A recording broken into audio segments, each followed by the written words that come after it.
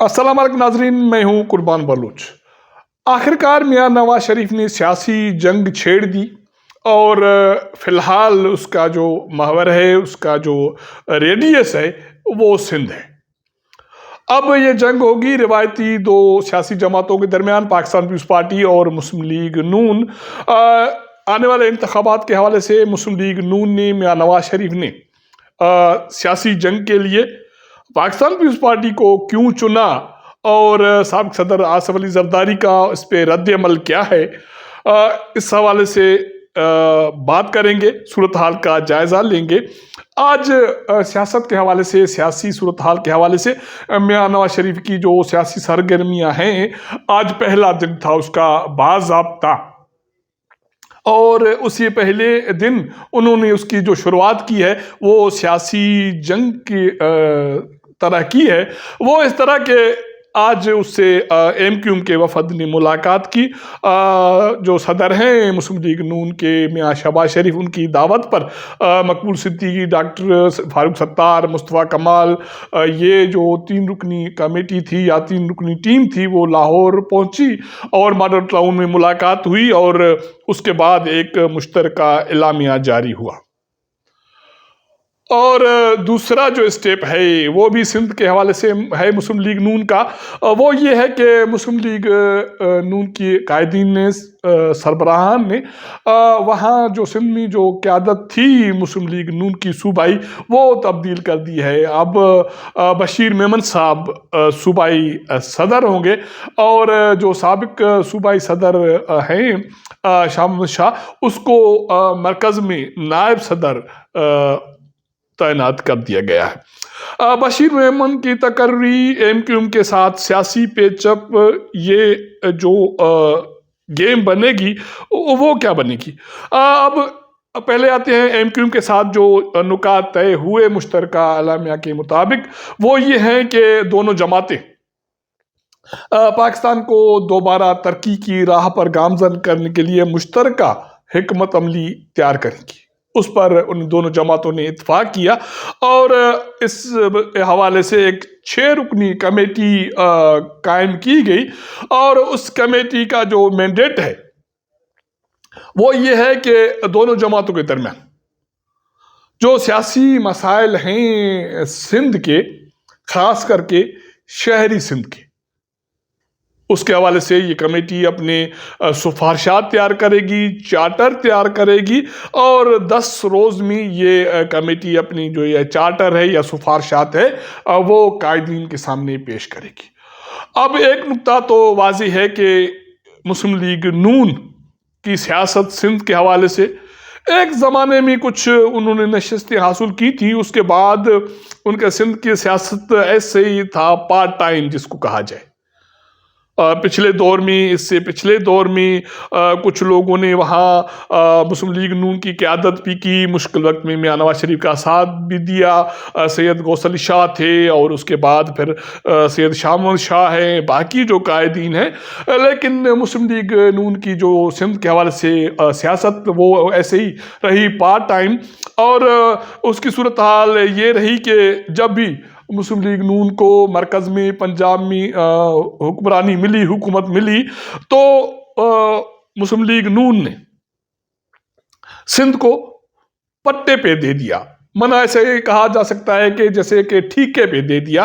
वो पीटीआई के से पहले भी ऐसे ही था, एमक्यूएम के साथ इश्तराक, इत्तेहाद और सारे मामलात एमक्यूएम के हवाले। और शहरी जो सिंध है एक अजीब कंसेप्ट है जो इस मरकज़ी सतह की जमातों का, कि अब एक सूबा है उसमें आप जो शहरी सियासत करें और दूसरा देहाती सियासत करें, बाकी सूबों में नहीं होता। बदकिस्मती से ये खेल सिर्फ सिंध के लिए खेला जाता है। मुस्लिम लीग नून भी यही खेल खेलती है, एमक्यूएम भी यही खेल खेलती है और बाकी जमातें, और पीटीआई भी, उन्होंने भी यही खेल खेला। उससे होता यह है कि इसका सारा सियासी फायदा वो पाकिस्तान पीपल्स पार्टी को होता है।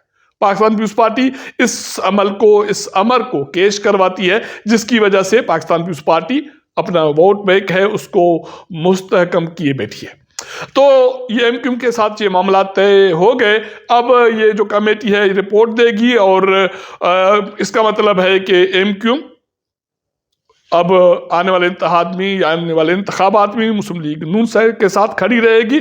और इसका ये भी मतलब है कि मुस्लिम लीग नून आने वाले इंतखाबात में सिंध लेवल पर पाकिस्तान पीपल्स पार्टी के साथ इत्तेहाद करने नहीं जा रही।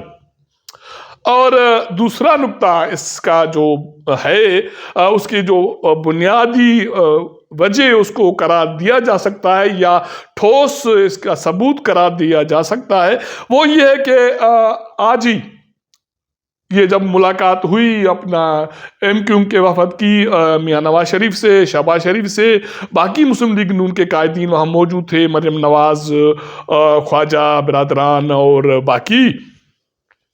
तो उसी दौरान पार्टी की जो मरकजी क़यादत का एक इजलास कल हुआ था, उसी की रोशनी में जो अहम फैसले थे वो भी जारी कर दिए गए।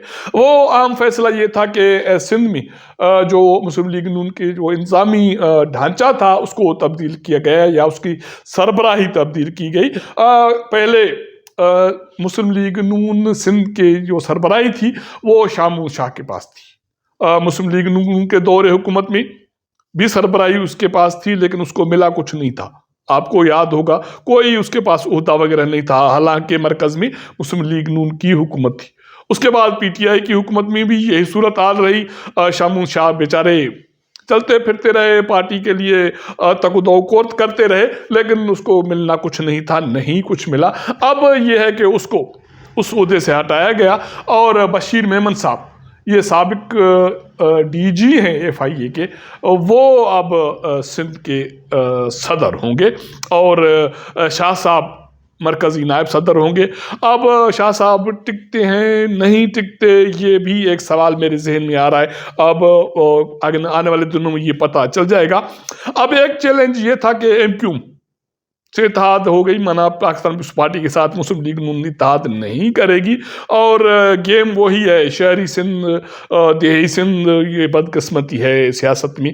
और जो ये मरकज़ी जमातें हैं ये जो खेल खेल रही हैं, मेरे ख्याल में ये ख़तरनाक है। और यही वजह है कि एमक्यूएम को, मुस्लिम लीग नून को, बाकी जमातों को जो इस बुनियाद पे सियासत करती हैं सिंध में, वहाँ उसका वोट बैंक नहीं बनता, नहीं बनेगा। इसका सारा फायदा पाकिस्तान पीपल्स पार्टी को होगा और पाकिस्तान पीपल्स पार्टी इस पर इसका फायदा उठाती रही है। उसकी जो भी बाकी करतूत हैं वो इसमें छुप जाते हैं। अब बशीर मेमन साहब का किस्सा क्या है? बशीर मेमन साहब DG FIA के ओहदे पे रिटायर हुए। सिंध में जब पाकिस्तान पीपल्स पार्टी की हुकूमत आई तो उसको कार्नर किया गया और ये कहा जा सकता है कि उसको ये शिकायत थी कि पाकिस्तान पीपल्स पार्टी के जो कायदीन हैं और जो संगीन इल्ज़ामात वो ये थे कि पाकिस्तान पीपल्स पार्टी के जो कायद हैं या साबिक सदर आसिफ अली जरदारी ने उसकी ज़मीनों पे कब्ज़ा कराने की कोशिश की, ये किया वो किया। उसके बाद वो साइड लाइन हो गए, आखिरकार वो मुस्लिम लीग नून दौर हुकूमत में मरकज़ में आ गए और मुस्लिम लीग नून के दौरे हुकूमत में वो DG FIA मुकर्रर हुए। और आपको याद होगा कि मुस्लिम लीग नून के दौरे हुकूमत में जाली अकाउंट्स का एक स्कैंडल सामने आया था और उसमें से अक्सर जो अकाउंट्स थे वो पाकिस्तान पीपल्स पार्टी के कायदीन के हवाले से जाहिर किए गए थे। और दूसरा जो अमल था वो ये था कि एक इल्ज़ाम ये हुआ था कि अयान अली, एक खातून, दुबई जाते हुए पकड़ी गई मुबैना तौर पर और इल्ज़ाम ये था कि उनके पास से डॉलर्स मिले थे और उसको गिरफ्तार किया गया था FIA की तरफ से। और उसके बाद उसकी जो छानबीन हुई थी उसमें फिर इल्ज़ाम ये सामने आया है कि बिलावल भुट्टो जरदारी के जो अखराजात हैं उनकी अदायगी और अयान अली कि इस केस के हवाले से जो वुकला है उनकी अदायगी एक ही बैंक अकाउंट से की गई। ये वो दौर है जब बशीर मेमन साहब DG FIA थे। इसके अलावा अब दूसरा एक तो ये चीज़ हो गई कि बशीर मेमन और पाकिस्तान पीपल्स पार्टी की क़यादत ऐसे समझे कि दुश्मनी है और ये सियासी दुश्मनी भी है, ज़ाती भी आपको कह सकते हैं, लेकिन अब ये मज़ीद सियासी दुश्मनी के रंग में रंग जाएगी। तो बशीर मेमन साहब को जो टास्क अब मिलेगा या मिल गया होगा वो ये होगा कि सिंध में पाकिस्तान पीपल्स पार्टी के मुकाबले में जो बाकी हरीफ जमातें हैं उनको मुतहरिक किया जाए। अब उसके हवाले से सुनी सुनाई बातें ये हैं कि GDA, कुछ कॉम्पर्स जमातें, सिंध यूनाइटेड पार्टी और बाकी जो ऐसी जमातें हैं जो पाकिस्तान पीपल्स पार्टी मुखालिफ जमातें हैं, बशीर मेमन साहब उनको मुतहरिक करेंगे कि आने वाले इंतखाबात के हवाले से सिंध लेवल पे भी उनके साथ एक इत्तेहाद बने। MQ पहले से शामिल हो गई, ऑलमोस्ट उनके मामला तय हो गए। बाकी GDA, ACUP, तरक्की पसंद पार्टी और बाकी जो जमातें हैं, अगर वो भी बशीर मेमन के साथ उनके इत्तेहाद में आ गई तो फिर मुस्लिम लीग नून और बाकी ये जो कॉम्पर्स जमातें, GDA, ये इस तरह की जमातें पाकिस्तान पीपल्स पार्टी के मद्दे मुकाबले इंतखाबात लड़ेंगी सिंध में। तो ये सारा टास्क है और इसकी जो वन साइडेड एक तरफा जो शुरुआत सियासी जंग की है वो तो मियां नवाज शरीफ ने की है, और उसके जवाब में आज साबिक़ सदर आसिफ अली ज़रदारी ने खानगढ़ में एक जलसे को खिताब किया और उसमें उन्होंने इन जो ऐलानात हुए हैं उनको वेलकम किया है। तो इस तरह सियासी जोड़ तोड़ और सियासी जंग की शुरुआत हो चुकी। मियां नवाज शरीफ ने जंग का तबल बजा दिया और उसको फ़िलहाल तो साबिक़ सदर ने वेलकम किया है, और उसके रद्द-ए-अमल में उसका जो वार होगा या उसका जवाबी जो अमल होगा वो देखने के लायक होगा। अगर हमारा ये व्लॉग आपको पसंद आए तो अपने दोस्तों के साथ ज़रूर शेयर कीजिएगा, अपना फीडबैक दीजिएगा। आपके साथ मुलाकात करेंगे अगले प्रोग्राम में, तब तक इजाज़त दीजिएगा। अल्लाह हाफ़िज़।